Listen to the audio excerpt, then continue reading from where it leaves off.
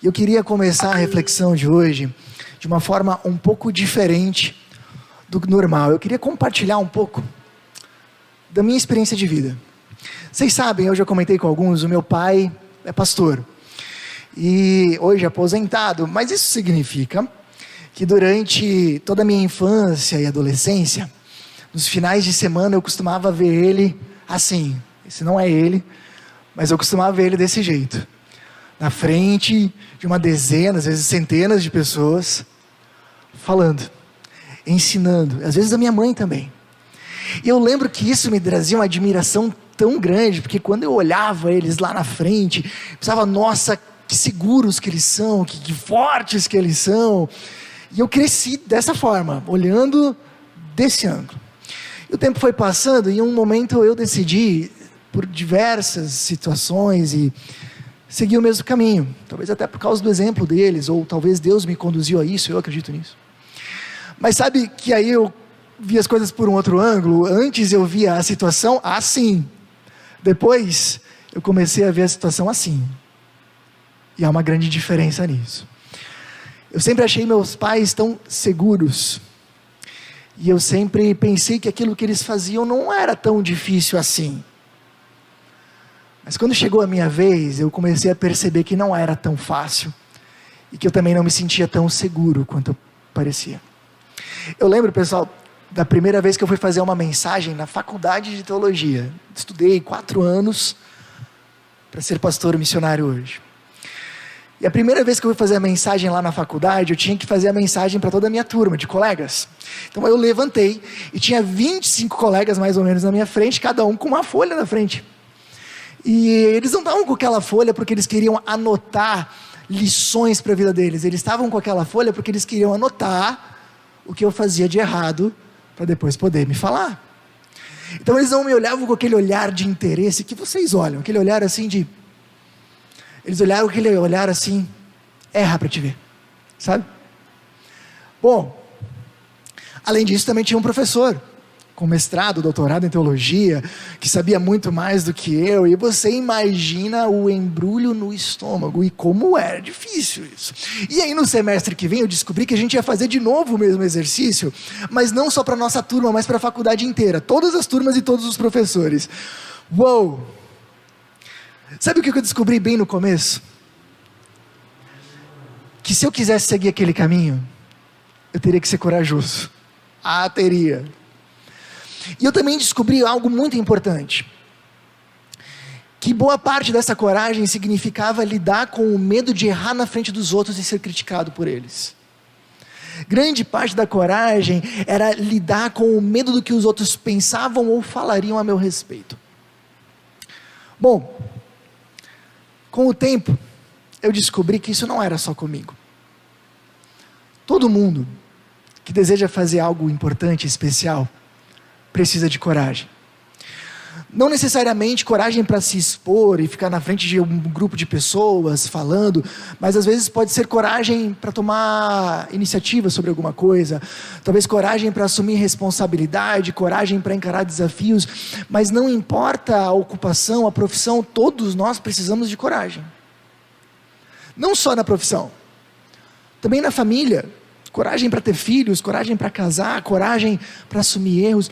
Todos nós que queremos fazer coisas importantes, precisaremos de doses de coragem. E não só comigo, mas com todos nós. Boa parte dessa coragem significa aprender a lidar com o que os outros vão pensar, aprender a lidar com o que os outros podem dizer, aprender a lidar com o medo de errar na frente dos outros e ser criticado. Por mais que eu gostaria que isso não fosse tão importante na minha vida, isso acaba falando mais alto do que a gente imagina. Sabe, na semana passada, aliás, Peter Sheehan, ele é presidente de uma empresa chamada Change Labs. Ela é uma das especialistas mundiais em fazer consultoria para inovação em empresas. Trabalharam até junto com a Apple e outras grandes empresas. Esse cara é possivelmente um dos caras que mais entende de inovação no mundo. Olha só o que ele diz. O assassino secreto da inovação é a vergonha. Aquele medo profundo que todos temos de errar, de ser depreciados e de nos sentir menos do que o outro é, o que impede de assumir riscos indispensáveis para fazerem nossas empresas avançarem. Se eu pudesse, eu só trocaria a palavra empresas por vidas. Porque para as nossas vidas como um todo avançar, a gente precisa assumir riscos. E o assassino secreto disso é o nosso medo de sermos criticados e depreciados. Bom, semana passada, para quem estava aqui junto com a gente, nós falamos que nós somos muito mais rigorosos do que nós deveríamos. E que isso nos prejudica mais do que nós imaginamos. E aqui a gente tem um exemplo muito disso. Nós temos muito medo de sermos imperfeitos, de errarmos. E nessa situação que a gente acabou de comentar, isso pode fazer com que a gente perca oportunidades, que a gente deixe de seguir caminhos, que a gente deixe de realizar coisas importantes para a nossa vida, ou até mesmo coisas que Deus quer que a gente faça. Bom, mas com o tempo eu também entendi que a coragem tinha alguns aliados. Um dos aliados que a coragem tem é o preparo. Quanto mais bem preparados, mais a gente se torna corajoso, não é? Vocês sabem que até hoje, aconteceu ainda na semana passada, eu tenho pesadelos de que eu chego para fazer uma palestra que eu não pude me preparar. O pesadelo normalmente termina comigo levantando, encarando o público, não sabendo o que dizer, e depois de 1 minuto de silêncio constrangedor eu acordo. O preparo nos ajuda a termos coragem. Mas não só o preparo, a fé, a confiança em Deus também nos ajuda, e muito. Talvez nesse momento você pode se perguntar, mas só o preparo não é o suficiente? Não. Porque por mais que você tenha lido livros, por mais que você tenha se preparado, ainda podem acontecer coisas que o estudo não te preparou, ou coisas que vão além do teu controle. Por exemplo, você pode ter lido 5 livros sobre ser pai e mãe. Você está absolutamente pronto? Não. Porque ainda podem surgir coisas que o livro não te preparou, e podem surgir coisas que estão absolutamente fora do teu controle, e você vai precisar confiar em Deus. Mas só a confiança também não é o suficiente? Só a fé não é o suficiente? Não. Sabe por quê? Porque dificilmente Deus faz algo por nós que nós mesmos podemos fazer. Lembra disso? Hoje, eu queria conversar com vocês sobre como lidar com o medo de errar e nos tornar mais corajosos através da nossa vida com Deus. Como a fé em Jesus pode nos ajudar a lidar com esse medo de errar, de ser criticado, e pode nos ajudar a sermos mais corajosos. Para isso, a gente vai ver um pouco de uma história fantástica. Aconteceu com o próprio Jesus. É bem conhecida a história quando Jesus multiplica os pães e os peixes, certo? Logo depois, Jesus pede para os discípulos dele irem de barco na frente dele. Daqui a pouco, depois ele se encontraria com eles já poderiam ir atravessando o mar. Enquanto eles vão indo de barco, Jesus termina de se despedir das multidões e sobe um monte para orar sozinho. Só que enquanto ele está lá orando, uma tempestade surpreende os seus discípulos, e eles começam a ir de um lado para o outro dentro do barco, o mar fica agitado, e eles realmente começam a ter perigo de perder a vida. Só que é interessante, isso acontece provavelmente no final da tarde, início da noite. Mas Jesus só vai resgatar eles às 3 da manhã. Isso mostra uma coisa muito interessante. A gente sempre tem a impressão de que Deus está atrasado, né? Quando a gente passa por uma tempestade, sempre parece que Deus demorou demais. Jesus não demora à toa. Ele tinha um objetivo de crescimento dos seus discípulos muito claro. Ou seja, a gente pode dizer, e isso é muito importante, nós achamos que Deus está atrasado porque nós olhamos o nosso conforto.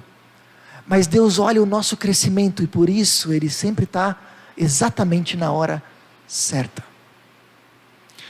Essa é uma lição que a gente já tem, mas a história continua. Às 3 da manhã, Jesus vai ao encontro dos discípulos, que estão no meio da tempestade, e ele vai, olha só, andando sobre as águas, o que faz com que os discípulos tenham ainda mais medo, porque eles pensam que é um fantasma. Eu queria que vocês acompanhassem a leitura aqui comigo na projeção. Quando os discípulos o viram caminhando sobre as águas, ficaram aterrorizados. É um fantasma, gritaram cheios de medo. Imediatamente, porém, Jesus lhes disse: não tenham medo, coragem, sou eu. Percebe como medo e coragem aqui aparecem o tempo inteiro. Então Pedro gritou: se é realmente o Senhor, ordene que eu vá caminhando sobre as águas, até onde está. Venha, respondeu Jesus. Então Pedro desceu do barco e caminhou sobre as águas em direção a Jesus. Bom, pessoal, o que a gente precisa para entender esse texto? Não é a primeira vez que os discípulos estão numa tempestade no meio do mar. Isso já aconteceu em Mateus 8, alguns capítulos antes. Eles estavam no barco e uma grande tempestade estava acontecendo, mas lá Jesus estava dentro do barco, e a lição lá era que eles poderiam, em meio às dificuldades, se segurar no barco, confiar que Jesus está junto e esperar a tempestade passar. Era uma lição de confiança e de paz interior. Aqui é como se Jesus desse um capítulo a mais da história. Ele está dizendo: a fé de vocês não só capacita vocês a se segurarem no meio de uma tempestade, confiarem que eu estou junto e ficarem tranquilos. A fé de vocês ajuda vocês a irem além, a saírem do barco, a se arriscarem. Ela não só ajuda a acalmar vocês no interior, ela ajuda vocês a se arriscarem, a terem atitudes exteriores de coragem, de assumirem riscos. Tudo a ver com o tema que a gente está falando hoje. Mas mais do que isso, o texto também nos ensina como a gente faz isso. Repara, por que Jesus acalma o mar não uma, mas duas vezes? Ele quer mostrar algo. Na antiguidade, o mar era um grande símbolo de uma força que ninguém controlava. E também era o símbolo do mal. Por quê? Porque as pessoas iam para o mar e não voltavam mais. Até alguns séculos atrás, os mares eram desenhados com monstros marinhos. Não é verdade? Por isso em Apocalipse, quando Deus fala que Deus restaura o mundo, fala que o mar já não existe, significa que não vai ter praia no céu? Não. Que bom, né, Júnior? Que bom. Significa que o mal não vai mais existir. Dá para entender? Então, no Antigo Testamento, uma das primeiras coisas que a Bíblia mostra, é Deus separando a terra da água e colocando limite para o mar. Significa que até mesmo o mar incontrolável, fonte do mal, é controlado por Deus.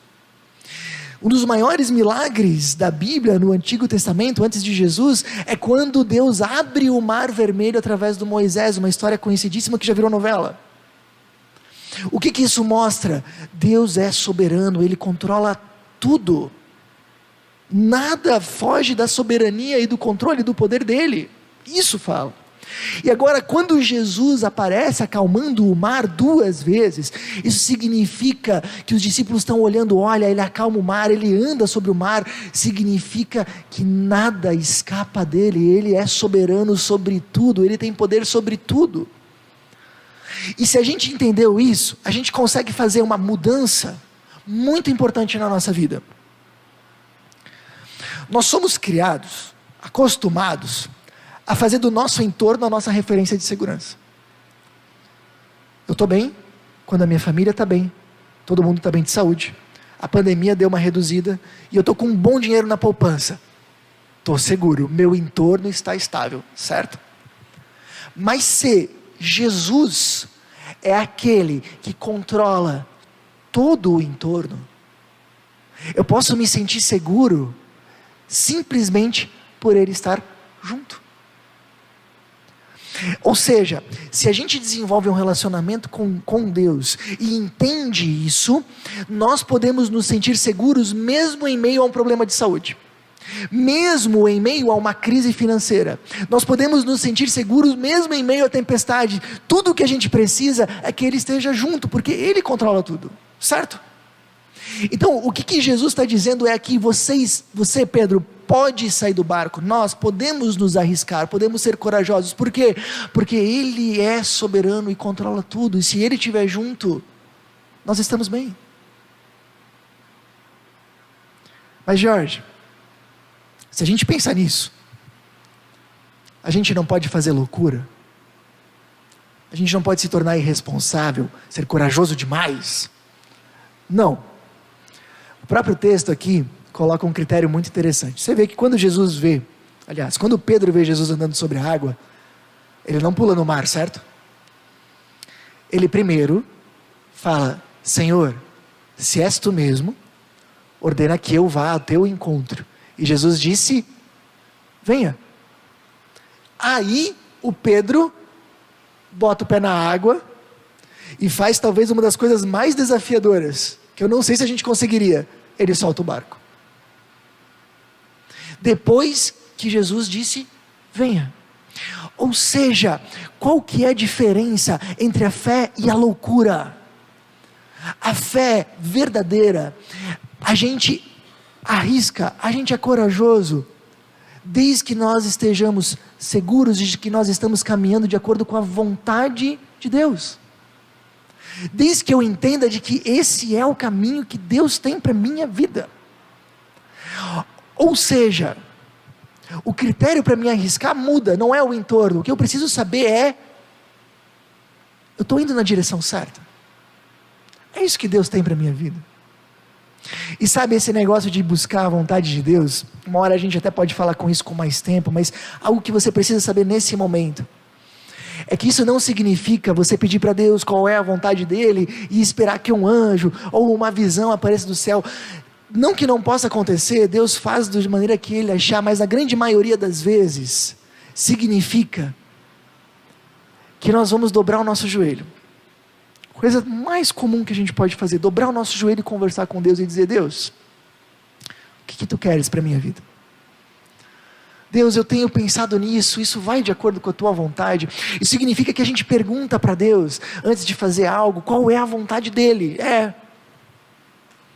Não só isso, significa que a gente vai ler a Bíblia e buscar através dela entender que princípios de vida que Deus tem para nós, porque a gente nunca vai querer tomar qualquer atitude que vá contra os princípios de vida que Ele tem para a gente. Ou seja, a gente não precisa pedir para Deus se é da vontade dele que eu sonegue o imposto, eu sei que não é, ou que eu minto, eu sei que não é. E terceiro, significa que eu vou pedir para pessoas que caminham com Deus e que me conhecem, o que elas acham do assunto. A Bíblia nos orienta a buscar bons conselheiros das nossas decisões, sabiam? Isso a gente pode fazer. Sabe, pessoal, isso aqui é importante. Esse texto, ele foi muito importante para mim e para a Susan no ano passado e no ano retrasado. Vocês sabem, a gente também estava num barco, num lugar bem seguro. Nós estávamos na mesma comunidade há 11 anos. A gente sabia exatamente o que fazer em cada dia da semana. Mas em 2020, no segundo semestre, o nosso diretor, o RH da nossa comunidade, perguntou se a gente não queria um desafio novo, vir para Chapecó e começar uma comunidade. Isso para nós era sair do barco. Eu sei que não é algo tão absurdo, impossível como na história do Pedro, mas isso era sair da nossa zona de conforto, isso era arriscar, isso era ter coragem e fazer algo que poderia dar errado. E na época a tempestade estava bem forte, a gente ainda estava no meio de uma pandemia. O que a gente fez? A gente colocou em oração, a gente buscou a vontade de Deus na Bíblia, a gente conversou com pessoas que também seguiam a Jesus e perguntamos o que elas achavam sobre aquilo, e por incrível que pareça, nenhuma disse é loucura. Todas disseram: vai, sejam corajosos. E a gente colocou o pé na água. Estamos aqui. No primeiro mês, um dos casais da nossa equipe se mudou de cidade e saiu da equipe. No segundo mês, outro casal teve que se mudar.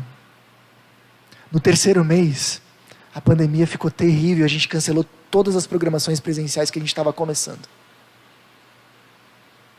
Sabe o que segurou a gente naquele momento? Não era um entorno favorável, porque nada estava favorável, mas a certeza de que Jesus estava junto. E como a gente sabia? Porque a gente confiava que aquilo era a vontade dele. E é isso que eu quero instigar vocês, sabe? As pessoas que fizeram grandes coisas através da sua fé, não fizeram porque o entorno estava favorável, fizeram porque tinha uma convicção muito grande de que Deus estava junto com elas e de que elas estavam andando de acordo com a vontade de Deus. E o que eu quero instigar vocês é se arriscarem, a serem corajosos, a enfrentarem os desafios que Deus coloca na frente de vocês, desde que vocês tenham certeza de que vocês estão indo de acordo com a vontade dEle, e não estão fazendo nada que potencialmente pode afastar vocês dEle. Mas aí,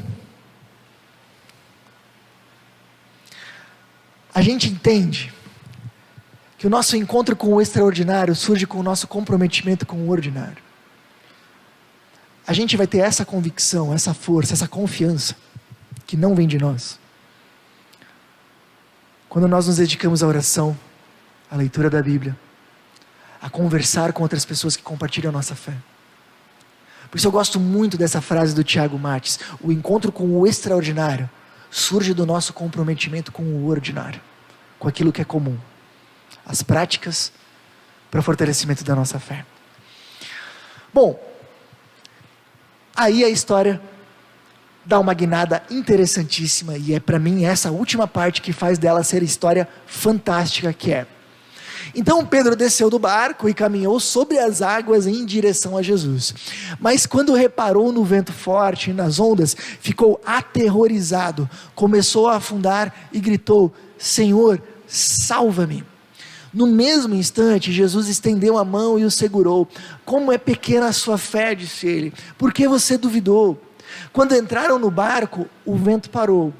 Então os outros discípulos o adoraram e exclamaram: de fato, o Senhor é o Filho de Deus. A Bíblia vai fornecer muitas histórias de pessoas que confiaram em Deus e foram corajosas. Sabe o que eu acho que torna essa história única? É porque em todas as outras dá certo, mas nessa aqui dá errado. E isso é interessante. O Pedro está andando sobre as águas. De repente ele faz algo, e ele está confiando em Jesus, e a referência de segurança, como a gente falou, era Jesus. Mas de repente ele começa a reparar no vento forte. De repente ele começa a reparar nas ondas, ele começa a reparar na pandemia, ele começa a reparar no desemprego, na inflação, ou sei lá, em qualquer coisa. E o que ele faz? Ele começa a fazer de novo da referência de segurança dele, não mais Jesus, o entorno, e quando isso acontece, ele começa a afundar.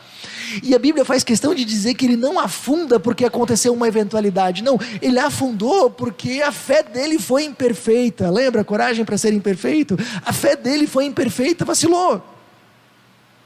Mas como Jesus lida com a situação? Jesus vai até ele e segura, e logo depois Jesus leva ele para o barco. Sabe, isso não é um caso isolado.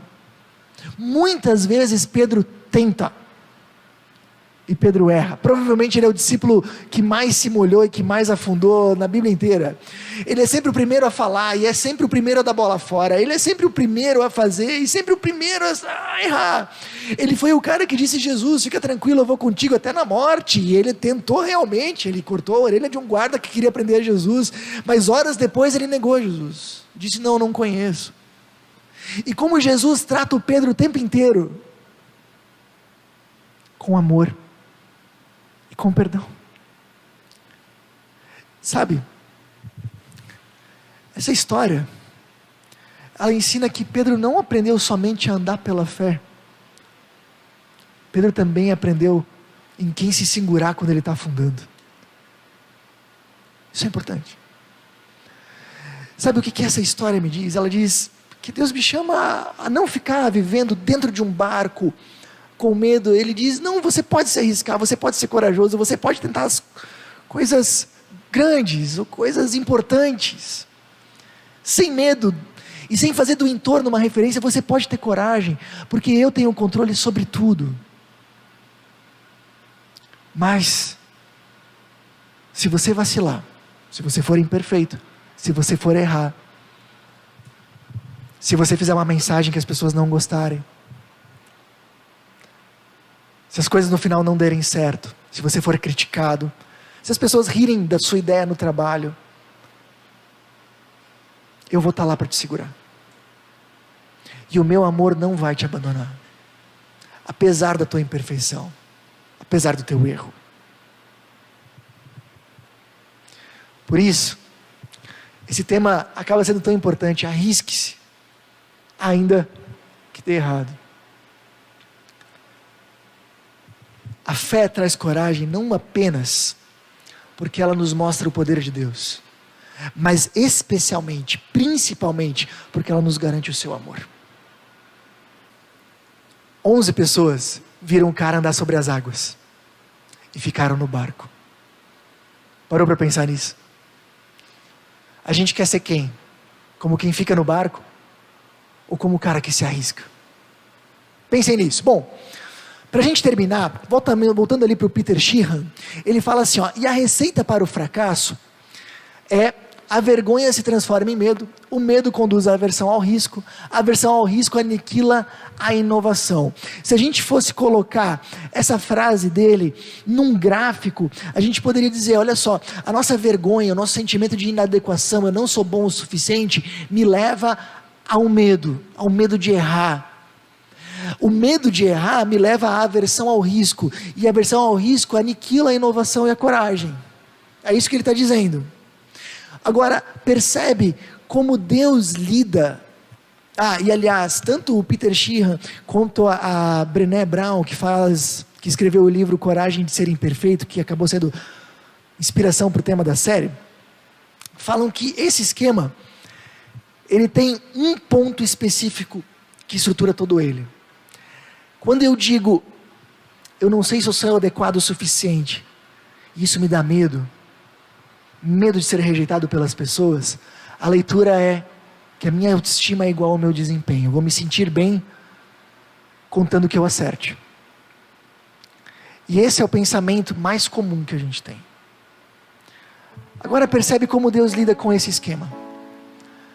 Ele não quer que a gente viva uma vida pequena, Ele quer que a gente viva uma vida grande, uma vida plena, uma vida completa. Ele sabe que isso significa ser corajoso, como a gente falou no início. Bom, Deus ajuda a gente com a nossa aversão ao risco, então. Como? Nos convidando a sair do barco. Mas Ele sabe que para isso Ele vai ter que nos ajudar com o nosso medo. E como Ele nos ajuda com o nosso medo? Nos garantindo que Ele tem todo o controle sobre tudo. Mas esse esquema ainda estaria incompleto se Ele não tratasse o último ponto. Ele nos ajuda entendendo que o nosso valor não depende do nosso desempenho. O nosso valor depende da graça dEle. Ou seja, você não precisa chegar no final do dia e dizer: eu sou uma pessoa valiosa porque eu acertei, porque eu encantei pessoas, porque as pessoas me aplaudiram, porque eu não recebi nenhum feedback negativo, agora sim eu sou uma pessoa boa. Você não precisa fazer essa leitura no seu coração. Você pode dizer: eu sou uma pessoa importante. Sabe por quê? Porque um dia Deus desceu do céu, se fez um ser humano e morreu no meu lugar. Isso me faz uma pessoa importante. Sabe, o que o Pedro não sabia é que um dia, mais tarde, para ele não afundar, Jesus afundou no lugar dele. É o que acontece na cruz. Jesus morre na cruz pagando o preço de toda a nossa imperfeição e nos dando de presente toda a perfeição dele. Ele assume as consequências dos nossos erros, para que a gente pudesse entender que o seu amor vai muito além do nosso desempenho. Sabe, eu li uma história que me ajudou muito a entender isso. A Brené Brown, autora desse livro que inspirou a série, ela falou que certa vez a filha dela foi escalada para o treinador para uma competição de natação. E entre essa competição de natação, ela tinha que participar de uma modalidade que era nado peito, que ela era ruim. Ela era muito lenta. E ela chegou em casa chorando, dizendo: mãe, eu não quero participar da competição, porque eu vou ser a última, e eu vou chegar lá na linha de chegada, as outras meninas já vão ter saído da piscina, e as próximas já vão estar esperando para entrar, de tão lenta que eu sou. E a mãe falou tudo naquele momento, gritava dentro de mim para mim dizer: não se preocupa, filha, eu vou falar com o teu treinador, E você não precisa fazer uma competição que você não quer. Mas ela pensou, não, deixa eu pensar um pouco sobre isso. Ela conversou com o treinador e o treinador disse, eu acho que é importante para ela. Ela precisa se arriscar. Ela conversou com o marido dela e juntos eles chegaram à conclusão de que eles seriam pais melhores se deixassem ela se molhar. Se deixassem ela tentar. E se apoiassem ela, mesmo que ela falhasse. Se não protegesse. Se não livrassem ela daquela situação. Sabe o que aconteceu? A menina foi para a competição. Pulou na água e foi a última. Realmente saiu da piscina quando todo mundo já tinha saído e as outras já estavam esperando. E os pais dela estavam lá, na linha de chegada para abraçar ela. E dizer, parabéns, você foi corajosa, você se molhou. Eu acho que exatamente isso traduz a ideia do que Deus quer de nós. Ele não quer nos proteger de tudo, Ele quer que a gente se arrisque, que a gente tente, que a gente se...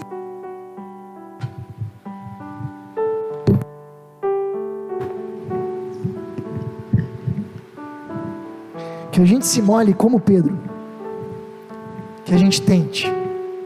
E se no final das contas, a gente tentando, a gente confiando nele, a gente buscando a vontade dele, mas mesmo assim a gente se afunda, a gente pode conhecer como aquela menina. O amor do nosso Pai não depende do nosso desempenho.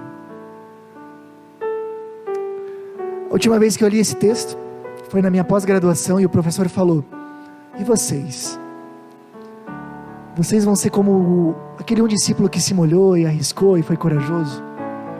Ou vocês vão ser como os 11 que viram algo incrível acontecer e continuaram dentro do barco?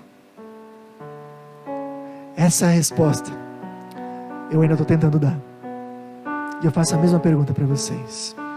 Se vocês querem ir nesse caminho, comecem avaliando o seguinte: o medo do que os outros vão pensar, o medo de errar, tem paralisado você ou te feito perder oportunidades?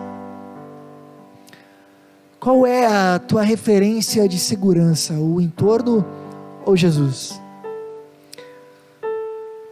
Terceira pergunta é, você precisa fazer bem para se sentir alguém? Sua autoestima depende da aprovação das pessoas? Cuidado. Uma vida corajosa, ela se decide em 3 decisões. Decida fazer da vontade de Deus seu maior critério de decisão. Decida fazer de Jesus a sua referência de segurança.